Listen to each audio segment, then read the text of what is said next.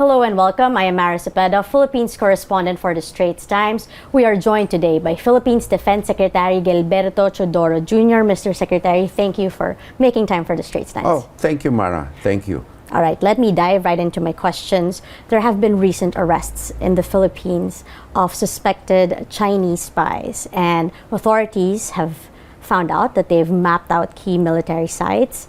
They have been apparently observing the activities of our Coast Guard and our Navy, and we suspect this is the reason why they seem to know the comings and goings of our resupply missions to Second Thomas Shoal.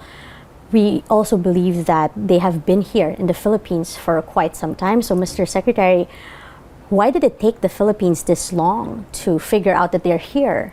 And has this compromised, their operations compromised our defense posture in the South China Sea? Well, the effort to try to map them out has been taken seriously only in the last few years. And since then, we have been unrelenting in trying to uncover, well, not only potential spies, but syndicated criminal activity.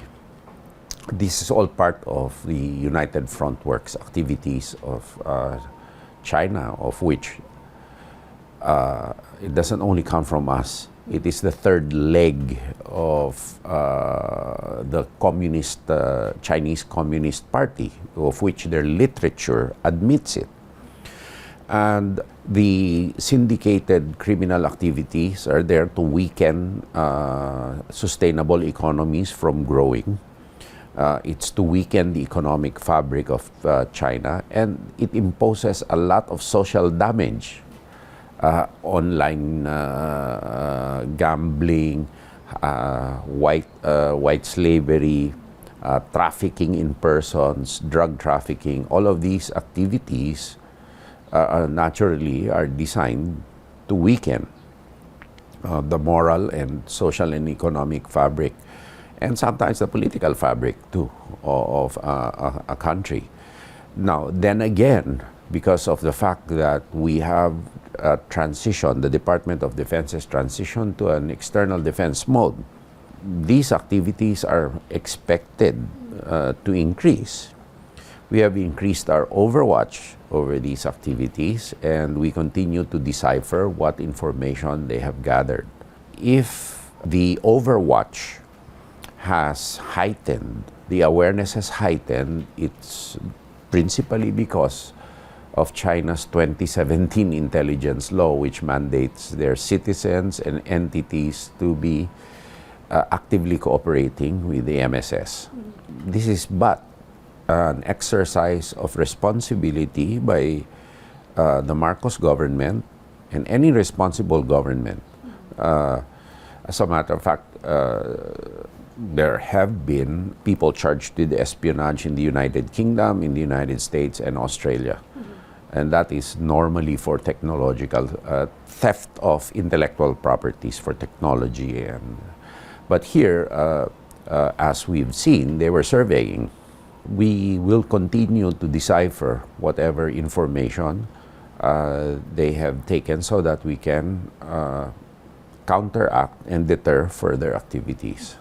You've mentioned this before, but we have quite an outdated anti-espionage law, and there have been calls recently from the security sector to give more teeth to it. Yeah. I'm wondering, Mr. Secretary, are you in talks with President Marcos or even our lawmakers to prioritize the passage of these bills, and what reforms do you think the Philippines needs to better counter these foreign intelligence threats? Well, the basic reforms that we need, of course, for foreign intelligence agents, we can always deport them, right? It's the local participation which is a problem. Now, the problem with the espionage law, the espionage law is outdated, and a lot of its provisions apply during times of war, and it does not take into account foreign influence activities, improper foreign influence activities, and other ways where an entity or an agent of a an unfriendly foreign government, or even a friendly one at that, because, I mean, getting information improperly from an entity of the Philippine government that's not cleared is not possible. So we really need to ramp up the legal framework for prosecuting these people, because at the end of the day, we are in a government of laws, and these people have to be prosecuted. It's not just we catch them and then that's the end of the story. Our justice system does not work that way. So we have been, the president has mandated us to work with Congress towards drafting a new law, and I think we have a working draft already. We have cooperated with the Senate and with the House, and we hope that by the beginning of the incoming session, it can be filed and it can be prioritized by the President as a priority bill. So that means in July, you hope that the movement on the Yes, because right reforms- now there's not much time left Yes, anymore. because they're currently on break as well, and we're in the middle of the Yes, campaign period. and we wouldn't want a rushed piece of legislation which, course. sacrificing speed for quality. Mr. Secretary, how's the investigation ongoing now for the cases of the arrested Chinese spies, suspects? Well, the investigations are ongoing with the NBI and with the CIDG, I believe. So for us, our participation really is to cooperate with the law enforcement agencies to provide information, and then the prosecution is left to them and the DOJ. All right, let's dive into the South China Sea. So, Mr. Secretary, for the past months, we have seen our Philippine vessels and our Philippine troops exercising restraint when faced by the aggressive tactics of China. It's gray zone tactics. But I'm wondering if there's ever going to be a point where Filipino soldiers will be empowered, or maybe they will be allowed to use physical actions of their own to counter Chinese aggression, because it seems this approach of the Philippines isn't really deterring their Chinese counterparts from not becoming more aggressive as they encounter each other in the South China Sea. Well, I think that we have to view the South China Sea, or more specifically the West Philippine Sea situation, to include Scarborough, as a struggle to enforce the 2016 arbitral award, and a struggle firstly against China's intent to reshape the legal order to suit its selfish wants. And I think the confrontation element is secondary to the international struggle for reshaping the New World Order with Chinese characteristics, to the selfish theft of the South China Sea by China, changing its narrative. We remember in 1949, the People's Republic of China was formed, and all the entitlements of the 5,000 years of which they rely on were branded as colonial and feudal. And now, conveniently, they want to reinvent and rehash this history.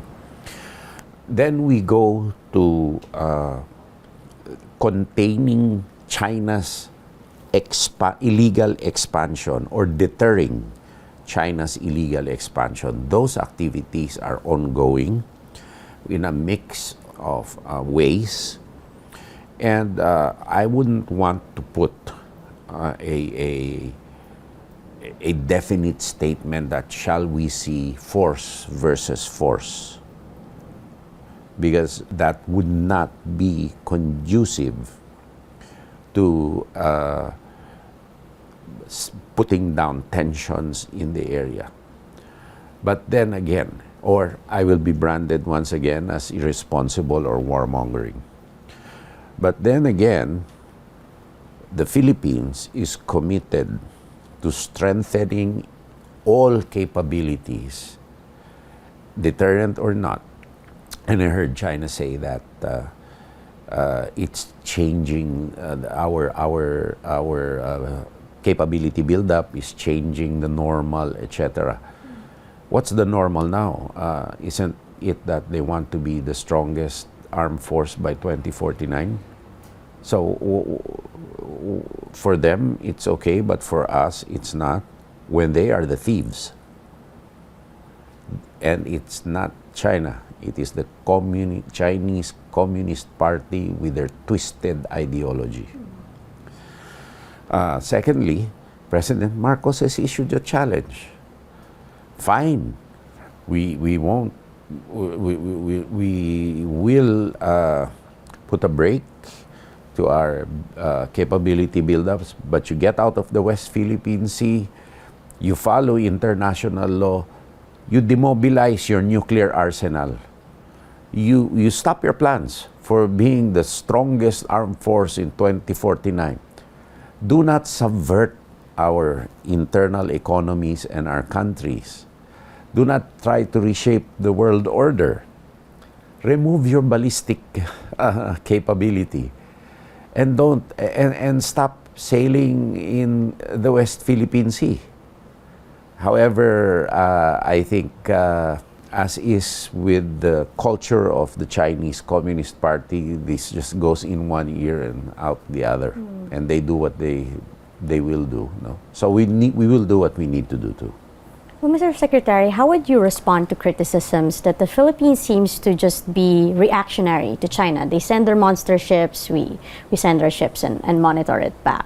Is there a final end game or a final game plan for the Philippines? No, as I said, I mean, it's human nature to want to see a conclusion within a certain period of time. Let's put it that way. But as I said, this is a struggle.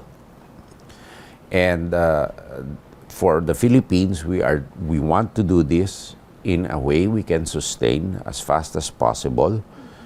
And it's not merely gearing up a country for strength or for resilience on a defense side, but it's the whole economy, it's our connectivity, our infrastructure, are taking into account also the devastating toll that natural calamities bring with us. All of these have to be taken into account. We have regard for loss of human lives. China does not. So, I mean, the quality of life, the principle of life itself is really important to us, as with all other ASEAN countries. And by the way,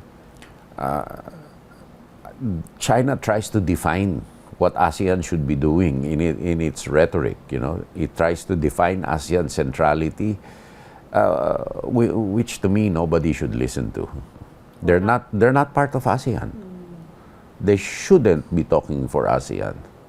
Of course, they would like to occupy all of ASEAN, as they're showing here in the West Philippine Sea.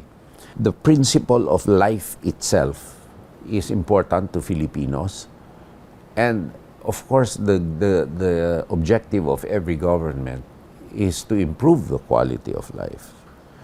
And that's why we are in a struggle in the West Philippine Sea, because we strongly feel that being able to harvest and develop the bounty of whatever is in there belongs to future generations of Filipinos. Not only the West Philippine Sea, but all the areas within the exclusive economic zone of Filipinos. A lot to unpack with what you just said, but I just want to go to the second Thomas Shoal very quickly, Mr. Secretary. Other claimant states in the South China Sea, like Beijing, Vietnam, they are building artificial islands. What is the latest for the Philippines? Any potential plans to build something more permanent, a more permanent structure? I really can't talk about operational matters, but we will do what we need to do, as President Marcos and a lot of other officials have said. But is that something being explored? I cannot answer operational matters. I'm sorry. All right, I understand. Now, we have brought China to court in The Hague. We won. But clearly, China is not going to recognize the arbitral ruling. And yet, the Philippines is considering suing China once again on another international platform. Will that change anything? Why are we exploring that particular move? Well, I cannot speak for the National Maritime Council, but any ruling made by a recognized international body on an issue of international law brought for it becomes an how shall we say, an official interpretation and a strong interpretation of a declaration of international law in a specific factual situation. So that's why it's important, because it adds to the body of how treaties are defined and how international norms are properly perpetuated. What China is doing is trying to bully everybody into acquiescing into its version of international law, which is an improper use of force, actually, under the United Nations Charter. These activities help develop a body of international law which is fair, under a proceeding which is open and public. And so China's refusal to join or to combat in the legal arena is the best proof that it knows that it is in the wrong, and it knows that it will lose. That is why they do not want to participate. Well, we are negotiating with China and other claimant states in the formation of the Code of Conduct on the South China Sea. I understand, Mr. Secretary, this isn't really your primary priority at the moment, since other agencies are handling it. But there have been a lot of debates on whether the COC should be legally binding. Is that something that you think the Philippines would benefit from? And because they're saying even the arbitral ruling, for example, there's no way to force China to recognize it. But if the COC is legally binding, then perhaps now the Philippines will have more negotiating powers with China in terms of settling. UNCLOS is legally binding. But you cannot enforce it. Yeah, so legally binding versus enforcement is a different thing. To take that argument. For me, that's not within really my jurisdiction, but the thing is, does China negotiate in good faith?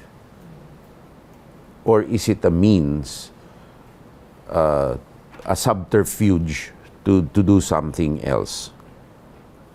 So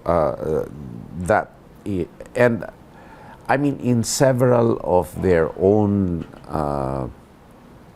historical movies or whatnot, like their movie on the Korean War, the negotiation there was used to further the combat in the negotiating table.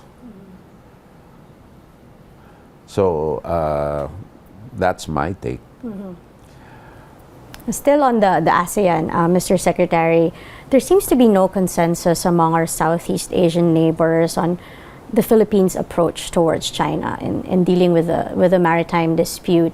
I'm wondering, Mr. Secretary, if you've spoken and tried to convince your Southeast Asian counterparts to support the Philippines, to come out with statements, and what have been their responses to you so far? Well, we're always in a continuous dialogue with our ASEAN counterparts, and naturally, the claimant countries are in talks. And naturally, although there are no official statements from them, and only from us, because we are the objects of a momentum by China right now, there is concern. There is concern. And I believe that there is work towards getting an ASEAN consensus on certain fundamentals, like perhaps the position on the South China Sea, whether China's, I think there is a consensus that that 9-dash line is not going to fly. So to go back on the question of the COC, what will the position of China be on the 9-dash line? So will it be, if a negotiation will result in a status quo, then China has the upper advantage already. Even if we meet them halfway, for example, as they keep on claiming, that means they pull back halfway from where they are. They're still within the EEZ, I think. So it's a win-win for them, and not a win for the Philippines. What should be done is to get out of the West Philippine Sea, as President Marcos has said. What is the role, do you think, that ASEAN can play to help support the Philippines? Well, ASEAN, as you know, was envisioned as a trade establishment. It evolved into a security establishment. And I think as time goes by, it will definitely have to make certain positions on important issues. No?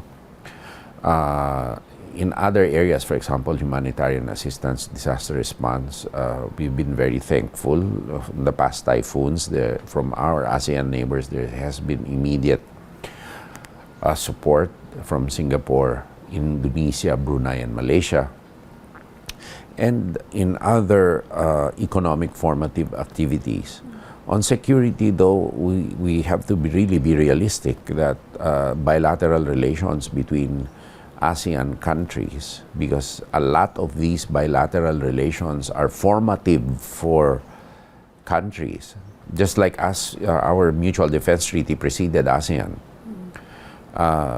Then it will take some time to have an ASEAN position on certain things. But I think what is important and is we devise also an ASEAN mechanism for settling territorial disputes amongst ourselves. Without China? No, yeah, amongst ourselves. An ASEAN dispute resolution mechanism, so that we can have a more solid ASEAN voice. Do our neighbors have any maybe discomfort perhaps on the Philippines' more confrontational approach to China in the maritime dispute? I should say that maybe, because of course, there definitely is tension, and in the last ADMM Plus, China was denying that there was any tension. That is a blatant lie by their representative in the ADMM Plus, that the South China Sea is peaceful and Pacific, and it was only the United States that was making trouble here, which is a blatant lie, and nobody believed it. There is concern, naturally, but there is also a move, naturally, by, for example, Indonesia. It jointly exercises with the United States. The United States Defense Secretary before has visited Cambodia. There's a lot of interactions. And for us, though, we will do what we need to do. There is a trilateral between the Philippines, Japan, and the United States, a squad between the Philippines, Japan, United States, and Australia. We are entering two alliances for the upholding of international law. And China will say this is directed against them. But if the shoe fits, that's their problem, because they're the number one disruptor of peace and stability in this area. And I'm not afraid to say it. Another security concern for the Philippines, of course, are the tensions regarding Taiwan. So, Mr. Secretary, do we have any contingency plans should any spillover effects happen for No, the Philippines? firstly, the contingency plan is for the hundreds of thousands of Filipinos in Taiwan. They come first, naturally, and how to repatriate them and bring them to places of safety. And other contingencies, we have these in place. But primarily, first, is the premium we put on the life of every Filipino. As a matter of fact, that's one of the visions that we have for our Philippine Navy and Air Force, because the Philippines being an archipelagic country, we need a lot of sea trade and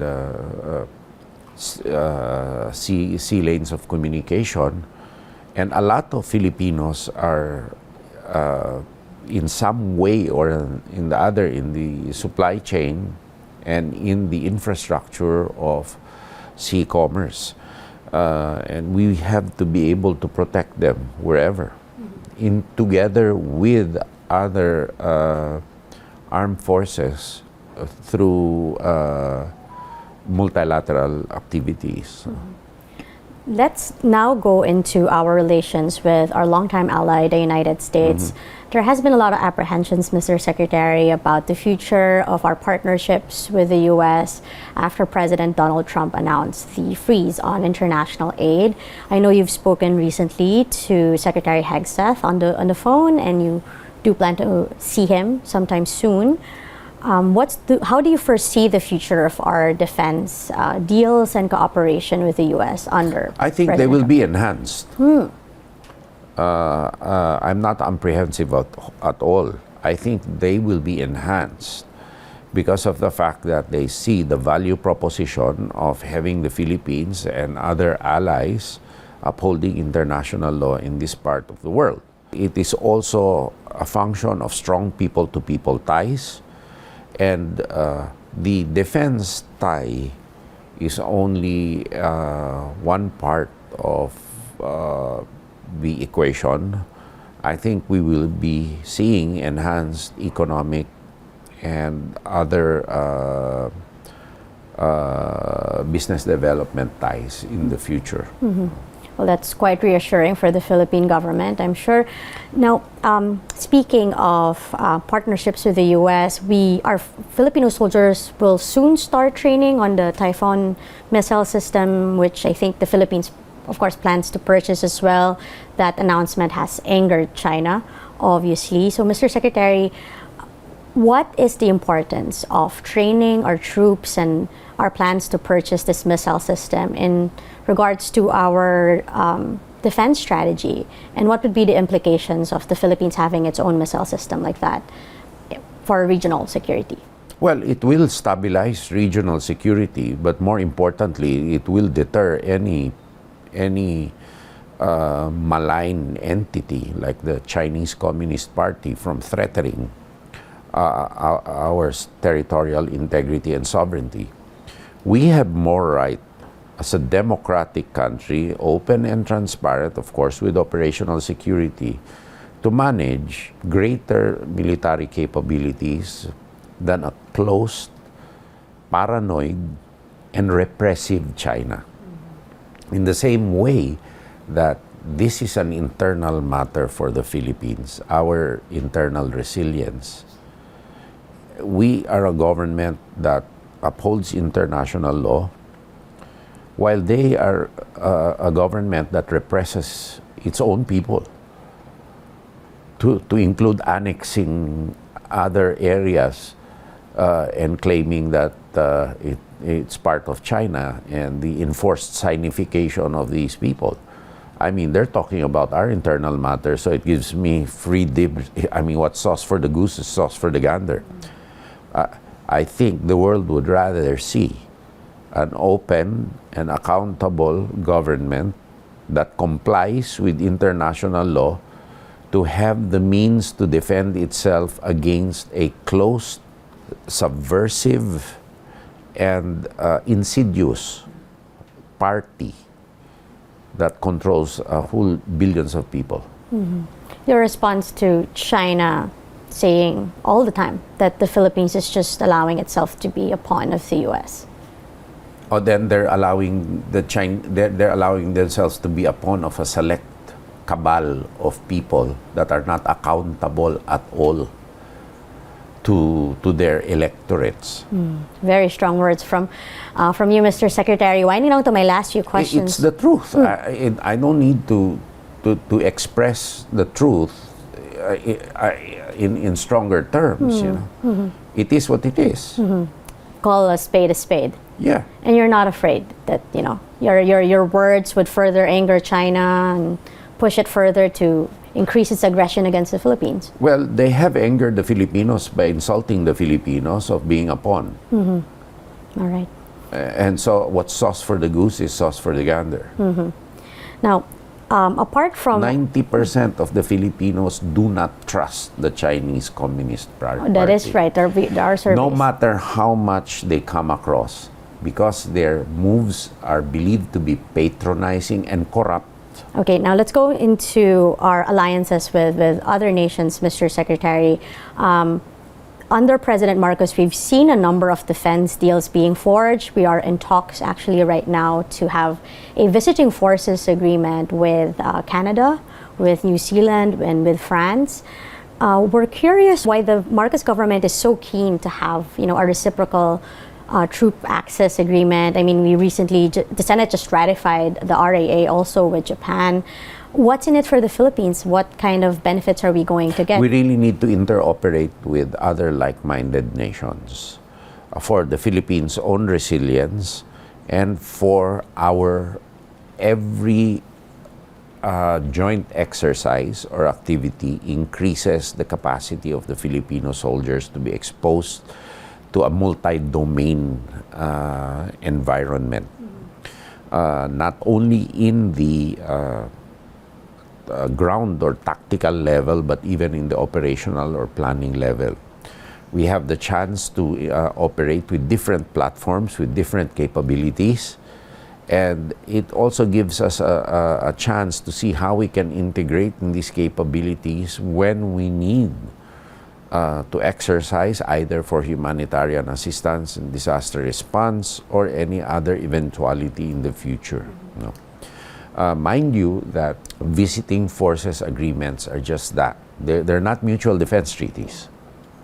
But then again, trust and confidence is built up between and amongst armed forces.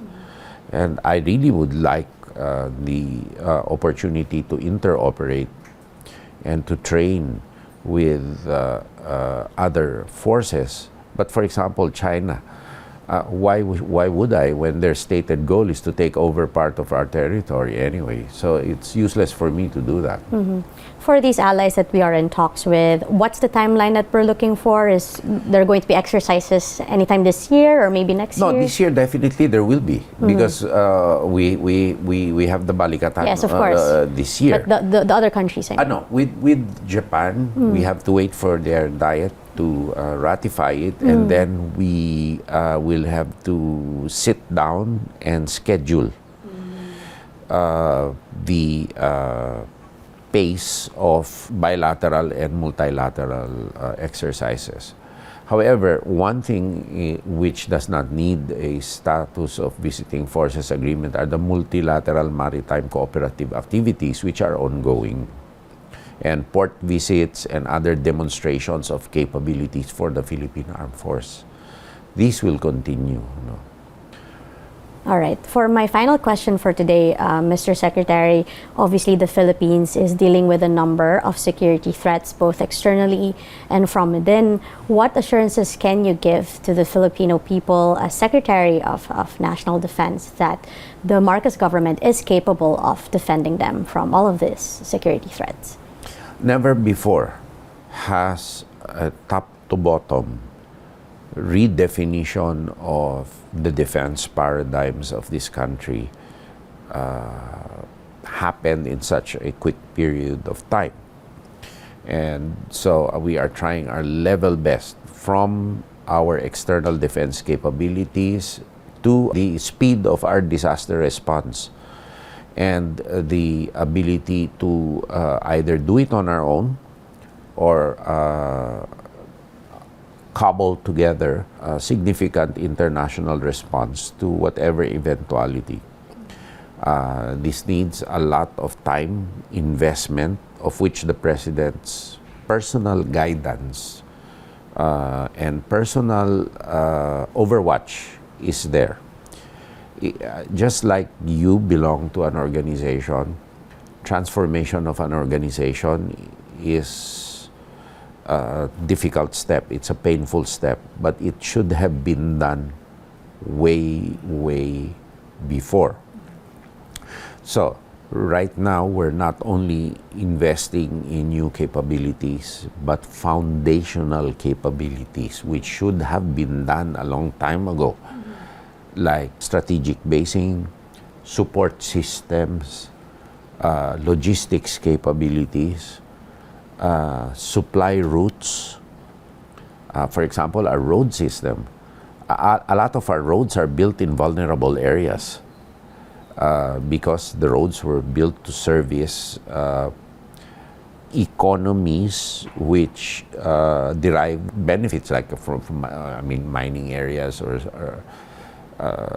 certain areas. So from that perspective alone, the Marcos government has been fully supportive of our transformation, and also we derive a lot of benefits too from trying to lower energy costs, balancing renewables with a stable base load, the infrastructure that we see through the bridges that are going to be erected and connected.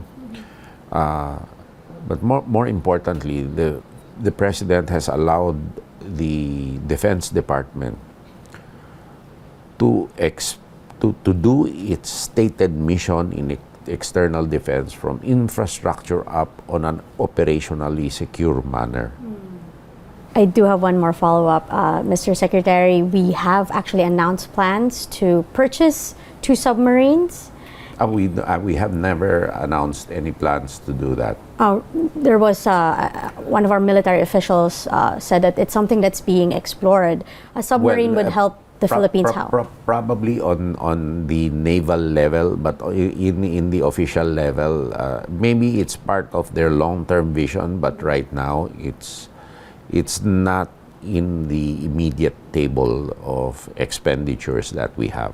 The immediate one, of course, would be Horizon 3 Yes. under the Military Modernization Program. And if I'm correct, we are planning to purchase 2 corvette warships, 6 patrol vessels. Among others, yeah. How are we planning to purchase this? And because there were concerns about the 2025 budget. I have stated before that there are a lot of mechanisms that we can tap in order to finance these. And these are what, Mr. Secretary? Getting a fund for modernization and availing of preferential financing for these. All right. And on that note, thank you so much, Secretary Chodoro, for your time with the Straits Times. And once again, I am Mara Cepeda, Philippines correspondent for the Straits Times. Thank you for joining us.